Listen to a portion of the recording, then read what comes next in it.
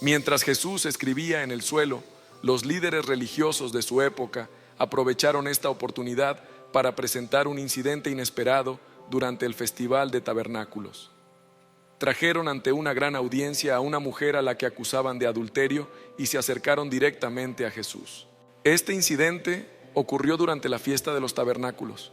Le preguntaron a Jesús si debían presentar cargos contra ella y le dijeron: Maestro, esta mujer ha sido sorprendida cometiendo adulterio y ahora, según la ley de Moisés, es nuestra obligación apedrearla.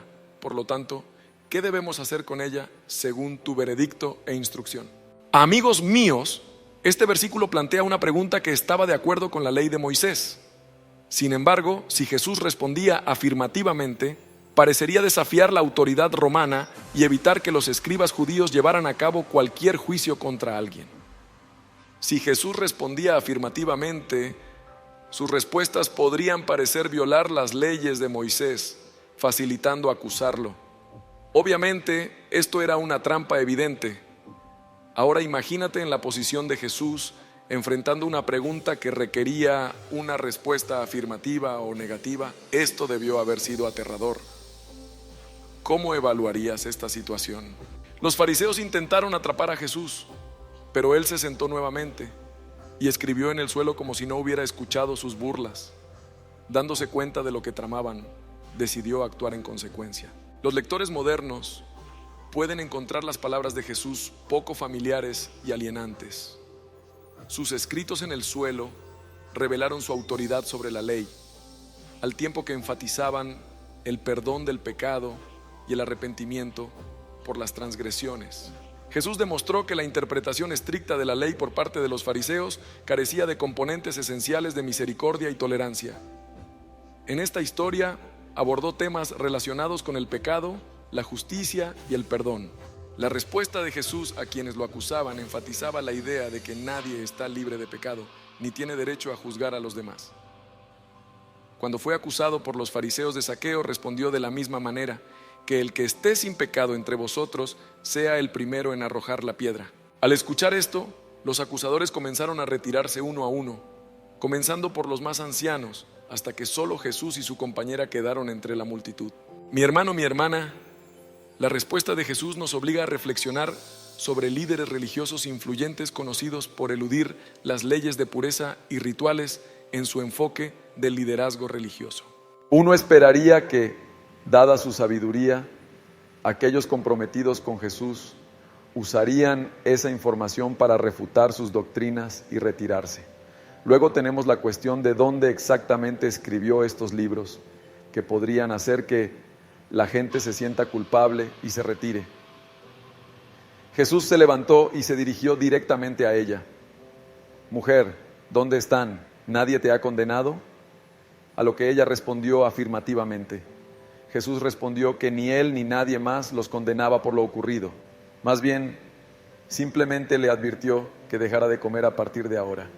Mientras los abogados acosados usaban la ley para procesar, Jesús extendió el perdón e inspiró a cambiar sus caminos. Juzgando severamente a la mujer, Jesús demostró su autoridad sobre la ley al escribirla en el suelo, enfatizando tanto el arrepentimiento por los pecados cometidos como su perdón como componentes clave del verdadero arrepentimiento. Jesús demostró que la interpretación estricta de la ley por parte de los fariseos carecía de componentes esenciales de misericordia y comprensión. En esta historia abordó temas relacionados con el pecado, la justicia y el perdón.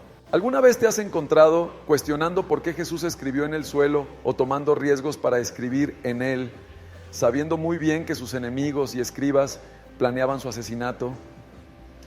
Cualquier cosa que Jesús escribiera debería haber estado relacionada con el Antiguo Testamento y a menudo puso a prueba nuestras creencias y expectativas a lo largo de su ministerio. Jesús no se declaró explícitamente como Dios. Sin embargo, sus acciones y enseñanzas cumplieron sus profecías y fueron consistentes con cualidades y atributos divinos. Realizó muchas obras milagrosas que mostraron el poder y la autoridad de Dios en su enseñanza, a diferencia de algunos rabinos que dependían mucho de citas de otras fuentes o precedentes rabínicos.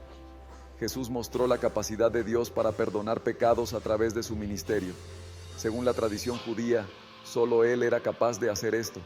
El acto de Jesús de perdonar a una mujer adúltera mientras era sorprendida fue visto como una afirmación de autoridad divina por quienes la defendían, considerada herejía por muchos líderes religiosos debido a su compromiso con leyes anticuadas y mecanismos de autojustificación. Al conectar este acto con la enseñanza de Jesús en la tierra, podemos trazar paralelos con la desobediencia de Moisés e Israel a la ley de Dios, lo que resultó en su enojo y la eventual ruptura de las tablas de piedra. Moisés ofreció oraciones en nombre de su pueblo a Dios y él las aceptó con gracia, renovando su pacto con un segundo conjunto de 10 mandamientos al instruir a Moisés mismo para que los escribiera. De manera similar, cuando Jesús escribió en el suelo en Juan 8 sobre la aplicación de la ley y sus limitaciones, un tema que discutió frecuentemente durante su enseñanza, abordó sus límites con frecuencia durante sus discursos. Jesús no rechazó la ley de Dios, más bien cumplió con sus obligaciones al mantenerla fielmente en cada área donde adherirse estrictamente a su letra no era suficiente para complacerlo o llevar una vida honorable. Por lo tanto, muchos creen que lo que Jesús escribió en la tierra podría haber representado los pecados individuales de cada persona. Para obtener una visión de por qué Jesús escribió en la tierra, recurramos a Jeremías, donde dice: oh Señor, esperanza de Israel, todos los que te abandonan estarán llenos de tristeza. Aquellos que se aparten de ti se sentirán traicionados. Las personas traicioneras han abandonado al Señor, su fuente de agua viva, Jeremías 17:13. En esta sección de los escritos de Jeremías vemos reflexiones proféticas y proféticas sobre un profeta mismo. Aquí Judá había cometido graves transgresiones contra Dios, como se evidencia en sus registros bíblicos. Sus pecados se describen como tan profundos que si se escribieran con herramientas de hierro o con bolígrafos de tinta de diamante, dejarían huellas duraderas en sus corazones. El pecado era más de lo que se podía ver a simple vista. Sus raíces se extendían profundamente tanto en los individuos como en la sociedad. Muchos cayeron en prácticas pecaminosas porque confiaban en sí mismos en lugar de en Dios para resolver los problemas que tenían. Jeremías continuó describiendo un mal que vendría sobre aquellos que confiaban en la riqueza humana mientras rechazaban a Dios, comparando a tales confiados con plantas del desierto marchitas por la edad. Las personas que confían en Dios son bendecidas y se asemejan a árboles plantados cerca del agua que permanecen vivos incluso durante tiempos difíciles. La observación más significativa de Jeremías sobre la naturaleza humana y su tendencia hacia la insinceridad se destacó cuando mencionó cómo Dios, conociendo nuestros corazones íntimamente, debería servir como juez en los asuntos humanos e intenciones. Jesús conocía los corazones de sus músicos, fariseos y escritores íntimamente. Después de escribir en la tierra, los desafió al declarar: cualquiera sin pecado que arroje la primera piedra contra ella. Desafortunadamente, en ese momento de crisis, ya no pudo defender sus creencias. ¿Podría la escritura de Jesús en la tierra revelar sus pensamientos y nombres? A medida que nos acercamos a la parte más significativa del libro de Jeremías, relacionada con la escritura de Jesús en la tierra según Jeremías 17:13, Dios se vuelve cada vez más evidente como la fuente de esperanza y estabilidad para Israel y su pueblo, sugiriendo que solo podrían encontrar verdadera seguridad y esperanza a través de Él. El consejo tiene que aquellos que se abandonan a sí mismos o a sus relaciones enfrentan consecuencias. Aquellos que abandonan o se alejan no solo se sienten angustiados y desilusionados, sino que pueden experimentar sentimientos de profunda pérdida y fracaso debido a cortarse de lo que podría haber sido su fuente de vida. Después de que Jesús les pidió que arrollaran su primera piedra, esta fue su experiencia. La línea más conmovedora de este versículo fue cuando advirtió que sus nombres serían escritos en el polvo. Esta imagen simboliza a aquellos que rechazan a Dios y rehúyen su amor. Eso significa que Jesús escribió sus nombres porque lo rechazaron como Mesías. Escribir algo en el polvo o el suelo se consideraba tradicionalmente como no permanente y podría desaparecer fácilmente, a diferencia de escribir en medios más duraderos como libros o tablas de piedra. Rechazar a Dios no llevaría a nada duradero ni aseguraría su futuro. Finalmente, Jeremías habló de Dios como agua viva, sugiriendo que Él es esencial para la vida física, tal como el agua es esencial para su existencia. Dios es un componente integral tanto de la vida espiritual como del bienestar general, lo que explica lo que Jesús enseñó cuando fue al templo a instruir antes de que trajeran de vuelta a una mujer adúltera que acababa de presentarse. Este sermón ocurrió justo antes de la conclusión del Festival de Tabernáculos. Jesús predicó que Él es el agua viva, un argumento que muchos en el templo encontraron difícil de aceptar. Jesús volvió una y otra vez a la ley como puntos de referencia, sabiendo muy bien que sería rechazado independientemente de su dedicación por escritores y profetas. Jesús preguntó a sus críticos por qué querían matarlo, subrayando su nivel de hipocresía. Si un adulto puede someterse a la circuncisión el sábado para no violar la ley de la circuncisión de Moisés, ¿por qué se ofenden conmigo por sanar a alguien por completo el sábado? Juan 7:23. Ha habido mucha discusión sobre la escritura de Jesús en el suelo, y algunos creen que podría haber registrado la lista de pecados cometidos contra ellos de cada líder judío presente. Una teoría sugiere que, dada su sorpresa repentina por el adulterio, María debería haber estado desnuda, lo que podría explicar por qué Jesús trató tan arduamente de evitar ver a la mujer desnuda. Desafortunadamente, estas afirmaciones no se pueden confiar. En el centro del discurso de Jesús no estaban sus palabras en la tierra, sino más bien su insensibilidad al juzgar a los demás. En este día final y más significativo de las celebraciones, se puso de pie y declaró: si alguno tiene dolor, venga y déjame aliviarlo.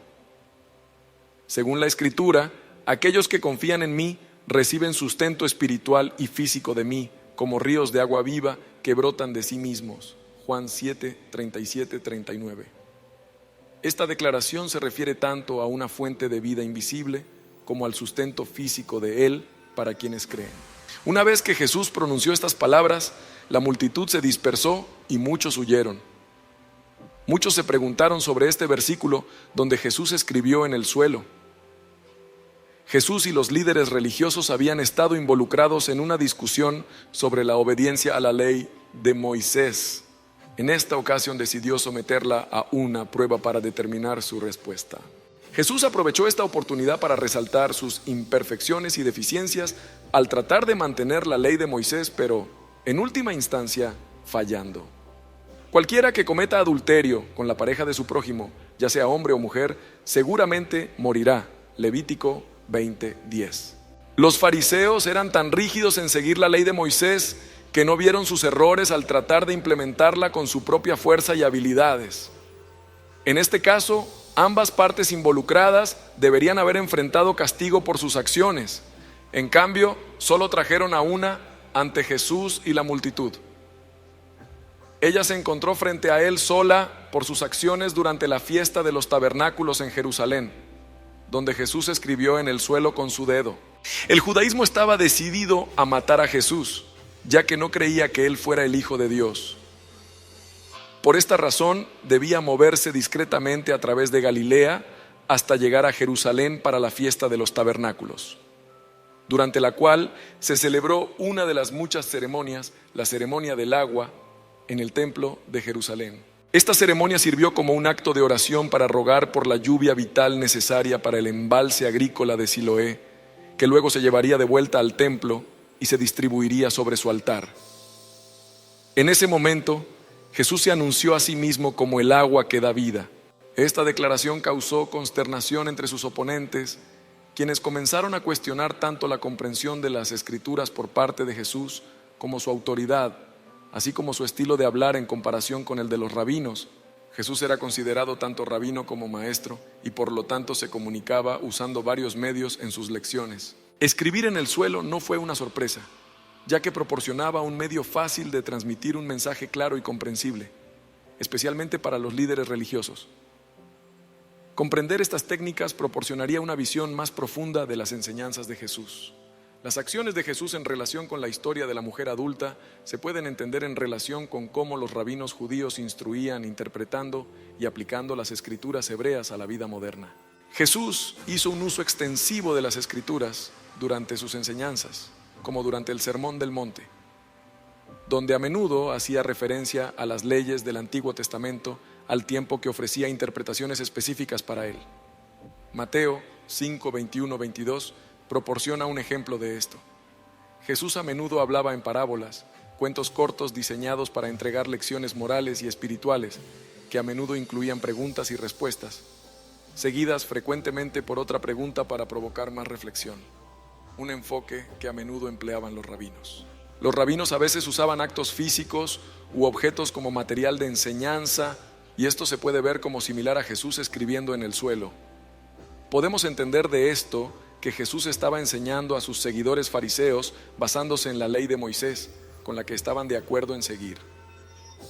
La escritura de Jesús en la tierra también incluyó su silencio inmediato cuando los líderes religiosos solicitaron su opinión sobre los abortos de mujeres adultas. Esta técnica de silencio sirvió como otra estrategia de enseñanza antes de pasar a acciones simbólicas para enfatizar puntos clave.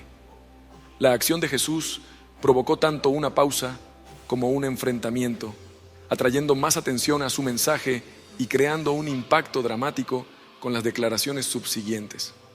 Los rabinos también enseñaban frecuentemente con referencia a la autoridad, citando específicamente el Antiguo Testamento y las leyes de Moisés, como se ve a través de los líderes religiosos.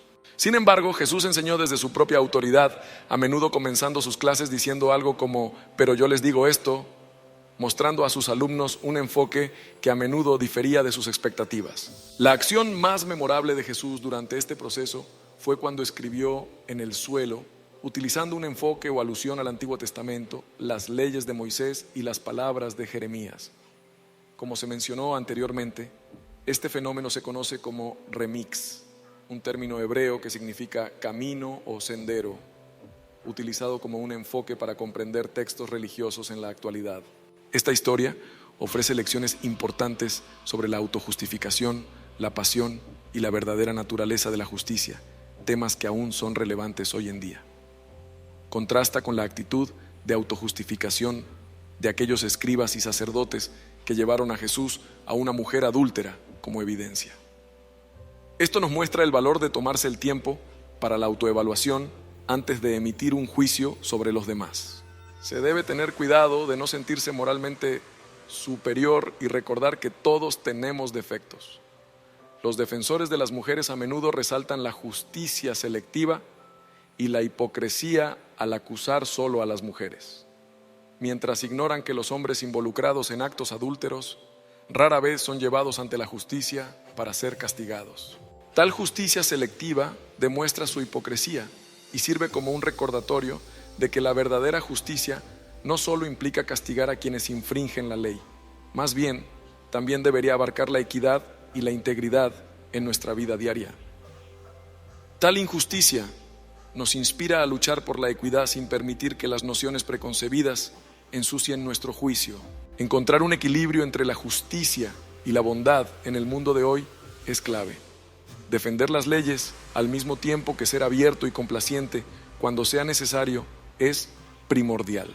Un excelente ejemplo de este principio se da cuando un acusador se va y Jesús se acerca con misericordia hacia su acusadora con palabras como: yo tampoco te condeno, deja de guardar rencor el uno contra el otro. Juan 8:11. Amigos, Jesús enfatiza la importancia del perdón. Esto subraya aún más su valor. Jesús no aprobó todas las acciones tomadas, pero le dio a la mujer una oportunidad de cambiar su vida a través de la confesión. Aprendimos una valiosa lección sobre mostrar compasión y ofrecer segundas oportunidades en lugar de condenar transgresiones pasadas. Al reflexionar sobre el pecado personal, esta historia nos alienta a enfrentar nuestras propias deficiencias, tanto como los acusadores deben admitir las suyas. Todas las partes involucradas deben reconocer sus deficiencias individuales.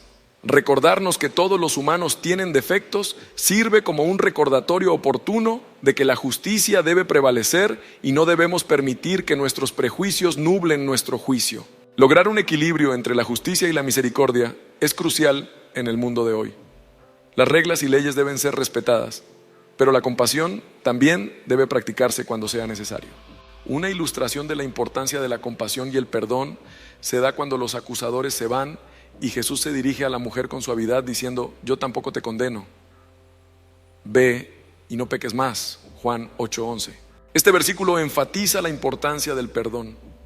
Jesús no aprueba todas las acciones tomadas por la mujer, sino que ofrece una oportunidad de cambiar su vida a través del arrepentimiento. Mi hermano, mi hermana. En el fondo, esta historia sirve como una lección importante sobre mostrar compasión y ofrecer segundas oportunidades en lugar de condenar a las personas por errores pasados. Al caer en cuenta sobre las faltas personales, este relato nos inspiró a considerar nuestras propias deficiencias tanto como cualquier acusador debe admitir las suyas. Sirvió como un poderoso recordatorio de que no importa quién o qué acusador podría haber estado allí, siempre habrá errores cometidos por todas las partes involucradas. La gracia es vital y debemos mostrarla a los demás difundiéndola, encarnando el mensaje de reconciliación de Jesús y viviéndolo en nuestras interacciones. Al hacerlo, nuestro objetivo siempre debe ser sanar relaciones en lugar de castigar o excluir. Las palabras de Jesús a la mujer sorprendida en adulterio sirven como un recordatorio de que el perdón es un llamado a cambiar nuestros caminos, moviéndonos hacia adelante, hacia el cumplimiento de nuestro papel como ministros de la reconciliación. Como cristianos, se nos llama a servir como ministros de la reconciliación, reflejando el deseo de Dios de que las personas tengan relaciones correctas con Él. Esto significa mostrar a los demás la gracia y el perdón que hemos recibido a través del plan de salvación de Dios. Jesús vino no para condenar, sino para salvar. Juan 3:17.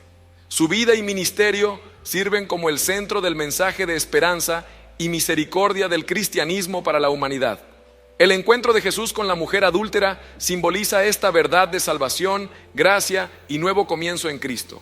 Así que, mi querida comunidad, para resumirlo todo, la escritura de Jesús en el suelo mientras trataba a una mujer adúltera sirve como una lección atemporal sobre el juicio moralista, la importancia de la compasión y el perdón, así como la transformación personal. Esta historia sirve como un ejemplo atemporal de cómo tratar a los demás con justicia y bondad, mientras al mismo tiempo reconocemos nuestra propia necesidad. Que Dios Todopoderoso te bendiga a ti y familia siempre. Amén.